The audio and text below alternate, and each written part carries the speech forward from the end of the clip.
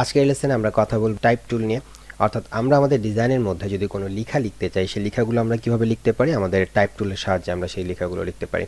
So আমরা যদি এখান থেকে আমাদের টুল সেকশন থেকে টাইপ টুলটা সিলেক্ট করি এবং এখানে আমাদের যে স্ক্রিন আছে সেই স্ক্রিনের মধ্যে আমরা জাস্ট একটা করে ক্লিক করলাম। একটা ক্লিক করলে দেখবেন যে আপনি এখানে লেখার জন্য একটা অপশন পাচ্ছেন।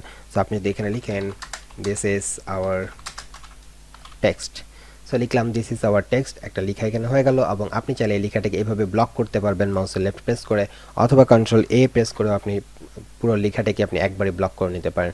এবং ব্লক করার পর আপনি চাইলে এখান থেকে দেখে নিতে পারবেন উইথ হাইট কতটুকু। এটা আপনার ডেভেলপারকে অনেক বেশি হেল্প করবে যে এই টোটাল লেখার উইথ কতটুকু। অর্থাৎ আমার যদি পুরো স্ক্রিনের সাপেক্ষে আমি চিন্তা করি যে আমার পুরো স্ক্রিন 400 সামথিং, তার মধ্যে আমার হচ্ছে 128 হচ্ছে এই আমার 128 পিক্সেল হচ্ছে আমার শুধু এই লেখাটার উইথ এবং হাইট। এই জিনিসগুলো আসলে আমাদের ডেভেলপারকে অনেক বেশি হেল্প করে। এবং এক্স অক্ষ এবং ওয়াই অক্ষ বরাবর কতটুকু আছে সেটা আপনি এখান থেকে দেখতে পাচ্ছেন। আপনি চাইলে সেটাকে চেঞ্জ করতে পারবেন এবং পাশাপাশি আপনি রোটেট করতে পারবেন। এই জিনিসগুলো আপনারা কিন্তু হচ্ছে শেপ কিলে দেখে আসতেন। সো এই জিনিসগুলো নিয়ে আর বেশি কিছু বলছি না। এরপরে আমরা চলে যাই নর্মালি হচ্ছে টাইপ টুলের যেগুলো স্পেসিফিক প্রপার্টিস। সেটা হচ্ছে যে প্রথমত সেই লেখার জন্য আপনি একটা ফন্ট ফ্যামিলি চুজ করতে পারেন। যেমন আমি এখান থেকে কিন্তু অনেকগুলো ফন্ট ফ্যামিলি আমার মেশিনে যেগুলো ইনস্টল করা আছে, অর্থাৎ আমার ল্যাপটপে বা আমার কম্পিউটারে যতগুলো থাকবে সেগুলো কিন্তু আমি হচ্ছে নর্মালি এখান থেকে পাবো। এবং আমি যদি চাই যে আমার এখান থেকে একটা নির্দিষ্ট একটা ফন্টকে আমি সিলেক্ট করে দেবো, যেমন রোবোটো। সো রোবোটো, এবং এটার আমি চাইলে ফন্ট সাইজটাকে বাড়াতে পারি এবং এখান থেকে আমি ফন্টের যে স্টাইল সেটাকে চেঞ্জ করতে পারি। আমরা জানি রোবোটোর অনেকগুলো স্টাইল থাকে। সো আমি যদি ব্ল্যাক ভার্সনটাকে নেই তাহলে দেখতে পাচ্ছেন যে আমাদের টাইপোগ্রাফিতে আমরা সেই চেঞ্জেসগুলো কিন্তু আনতে পারলাম। এবং এট দ্য সেম টাইম আপনি চাইলে এখানে কিন্তু হচ্ছে কি করতে পারবেন, আপনার যে লেটার স্পেসিং সেটাকে আপনি হচ্ছে মেনটেন করতে পারেন।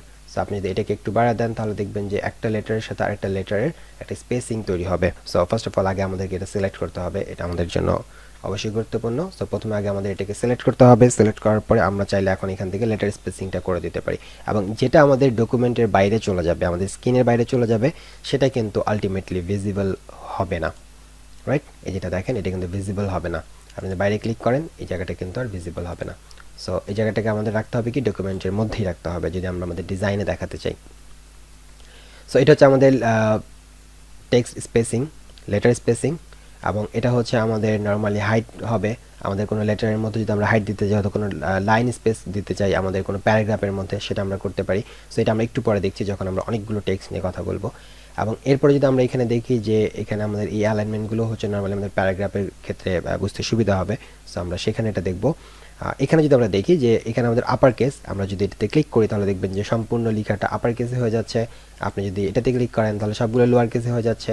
এবং এখানে ক্লিক করলে দেখবেন যে প্রথম ওয়ার্ডটা প্রত্যেকটা ওয়ার্ডের প্রথম লেটারটা সেটা শুধুমাত্র ক্যাপিটালাইজ হবে, বাকি সব কিছু আবার হচ্ছে স্মল লেটারের হবে, রাইট? এবং এখানে হচ্ছে আপনি পাবেন সুপারস্ক্রিপ্ট এবং এখানে পাবেন সাবস্ক্রিপ্ট। সেটা কিরকম সেটা আমরা একটু ফন্ট সাইজটাকে কমিয়ে নিই। লাইক আপনি এখানে ধরেন যে শুধুমাত্র টিটাকে যদি সিলেক্ট করেন এবং এখান থেকে যদি এটাকে আপনি সুপারস্ক্রিপ্ট করে দেন তাহলে এটা কি হবে, ওই লেখাটা উপরের দিকে চলে যাবে, ছোট হয়ে উপরের দিকে যাবে। যদি সাবস্ক্রিপ্ট ক্লিক করেন তাহলে নিচের দিকে যাবে, ছোট থাকবে, নিচের দিকে চলে আসবে।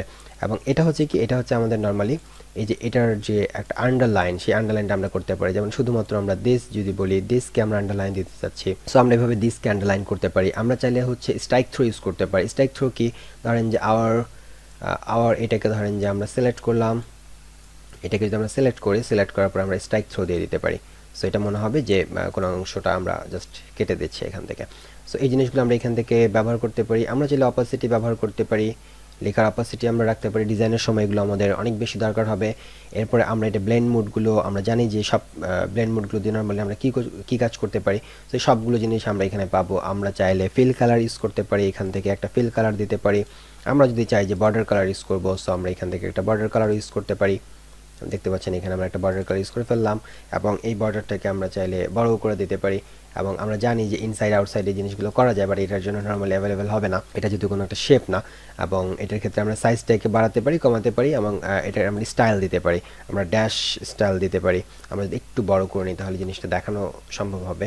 এই যে দেখেন, আমরা যখন এখানে শেপটাতে সিলেক্ট করি, আমাদের টেক্সটটাতে সিলেক্ট করি, তো আমরা যখন টেক্সটটাতে সিলেক্ট করলাম তখন দেখেন আমাদের এখানে বর্ডারের যে স্টাইলিংটা সেটা ছিল আমরা ডট স্টাইলে রাখবো এবং ড্যাশটা হবে 3 পিক্সেলের এবং গ্যাপটা থাকবে 3 পিক্সেল করে। সো আপনি যদি ড্যাশটাকে আরও বড় করে দেন তাহলে আরও বড় হবে, যদি ছোট করে দেন তাহলে ছোট হবে। দেন এভাবে করেও কিন্তু আপনি আপনার ডিজাইনের মধ্যে একটা নতুনত্ব ফিল নিয়ে আসতে পারেন। সো এই জিনিসগুলো আপনার ডিজাইনকে কিন্তু অন্যের চাইতে অনেক বেশি আলাদা করবে। সো এই ছিল হচ্ছে আমাদের সিঙ্গেল লাইন টেক্সটের কথা। এবং এখন যদি আমরা বলি যে আমরা যদি মাল্টি লাইন টেক্সট লিখতে চাই, তাহলে টাইপ টুলে সিলেক্ট করার পরে আমরা যদি এখানে মাউসের লেফট প্রেস করে একটা বক্স ড্র করি, তাহলে দেখবেন যে আমাদের এখানে এই বক্সের মধ্যে আমাদের লেখার একটা অপশন চলে আসবে এবং আমরা এখানে চাইলে কিন্তু লিখতে পারবো। এখানে দেখা যাচ্ছে যে আমাদের 3টা লাইন অটোমেটিক্যালি তৈরি হয়ে গেল।